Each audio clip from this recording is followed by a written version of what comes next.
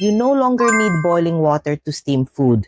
The microwave oven steamer is a simple kitchen tool used to steam food inside the microwave. It's super convenient to use and less of a hassle. Microwave oven steamer. Just put the food inside, add a little water to the base, then pop it in the microwave.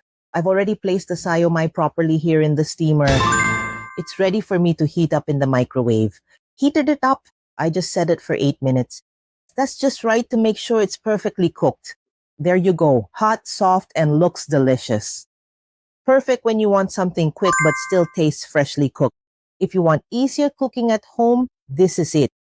You should try it too. Promise you'll love it.